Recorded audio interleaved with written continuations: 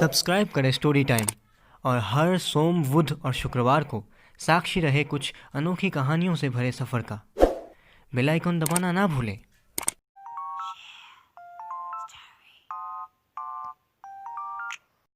इस कहानी के सभी स्थान, काल, पात्र काल्पनिक है। कृपया कर इसे गंभीरता से ना लें। ये कहानी सिर्फ मनोरंजन के लिए बनाई गई है।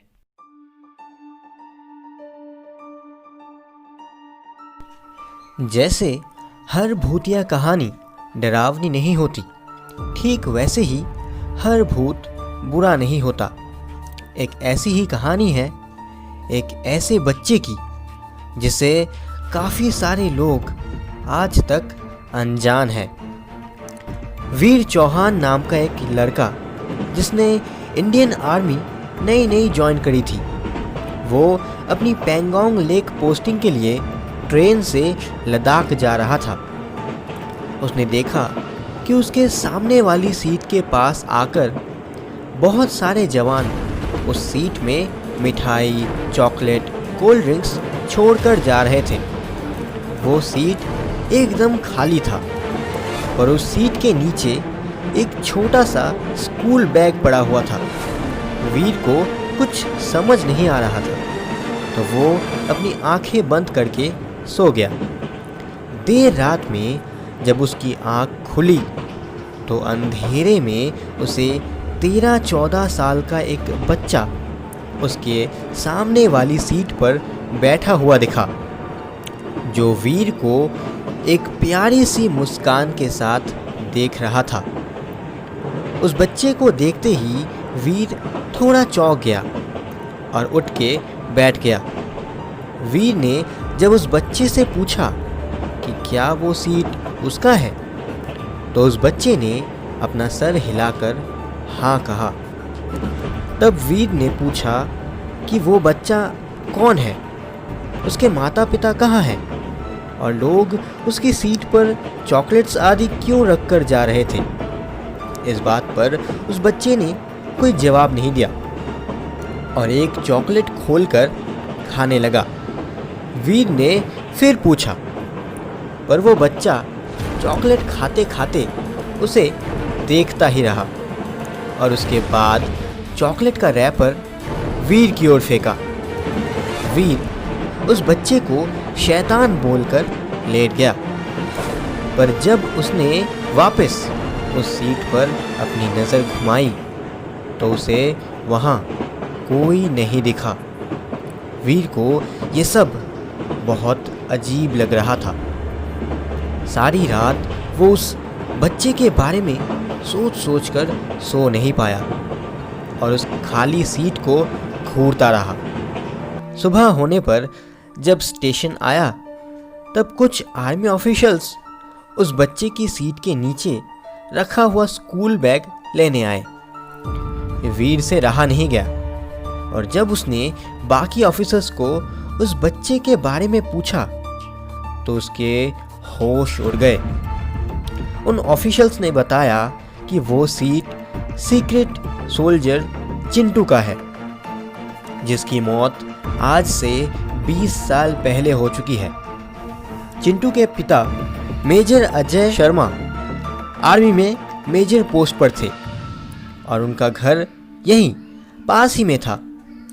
आज से 20 साल पहले 26 जनवरी के दिन उनके बेटे चिंटू ने अपने पिता से उनके कैंप में जाकर बाकी आर्मी ऑफिसर्स के साथ मिलकर गणतंत्र दिवस मनाने का और उनके साथ मिलकर ध्वजारोहण करने की जिद करने लगा। कई बार समझाने के बाद भी चिंटू अपनी जिद पर कायम रहा, क्योंकि उसे इंडियन आर्मी बहुत अच्छा लगता था और बड़ा होकर वो भी अपने पापा की तरह आर्मी में भर्ती होना चाहता था। तो चिंटू के पापा उसे अपने कैंप ले आए और बाकी ऑफिसर्स से मिलवाया। ध्वजारोहण और बाकी सारे कार्यक्रम होने के बाद सारे ऑफिसर्स आपस में बात करने लगे और इसी दौरान चिंटू आसपास का नज़ारा देखते देखते बॉर्डर के बिल्कुल किनारे पहुंच गया वहाँ उसने देखा कि बॉर्डर के उस पार खड़े होकर कुछ लोग आपस में बात कर रहे थे। चिंटू ने ध्यान से बातें सुनने की कोशिश की तो उसे पता चला कि वो लोग यहाँ पर हमला करने वाले हैं। ये सुनकर वो वहाँ से दौड़ता हुआ वापस आया और अपने पापा समेत बाकी ऑफिसर्स को उन लोगों की प्लान के बारे में बताया। चिंटू की बातें भी खत्म हुई ही थी कि तभी अचानक वहाँ गोलाबारी गिरना शुरू हो चुका था। पूरे कैंप में अफरा तफरी लग चुकी थी। इस अफरा तफरी में चिंटू के पापा ने उसे कैंप में ही रहने को कहा और खुद बाहर चले गए। चारों तरफ सिर्फ ब्लास्ट हो रहे थे। इसी दौरान आसमान से एक गोला चिंटू के पापा की तरफ आ रहा था। तभी चिंटू दौड़ते हुए आया और अपने पापा को धक्का देकर वहां से हटा दिया और वो गोला ज़मीन पर गिरते ही ब्लास्ट हो गया। उस ब्लास्ट से चिंटू ने अपने पापा को तो बचा लिया था, पर वो खुद को नहीं बचा पाया था। सब कुछ शांत होने के बाद जब चिंटू की माँ को इस बात का पता चला तो बेटे की मौत की खबर सुनते ही उसकी माँ शौक से पागल हो गई और मेजर अजय शर्मा पूरी तरह से टूट गए। और तब से लेकर आज तक चिंटू फौजियों को उनके सपनों में आकर उन्हें दुश्मनों के प्लान्स के बारे में पहले से ही बता देता है। इस तरह चिंटू 20 साल से बॉर्डर पर इंडिया की रक्षा करता आ रहा है। कहते हैं रात में पहरा कर रहे फौजियों की अगर आंख लग जाती है तो चिंटू उनको गुदगुदी करके सतर्क भी करता है। और इतना ही नहीं, इंडियन आर्मी भी इस बात को मानती है कि उसकी आत्मा अभी भी बॉर्डर पर एक सोल्जर की तरह ड्यूटी कर रहा है और उसे सीक्रेट सोल्जर की उपाधि भी दिया गया है। और जिस कैंप में चिंटू के पापा मेजर अजय रहा करते थे, उसी कैंप में चिंटू के लिए भी एक कमरा बनाया गया है जहां हर रोज़ उसके लिए बिस्तर बिछाया जाता है और उसके लिए बनाए गए यूनिफॉर्म और जूते भी वहां रखे जाते हैं।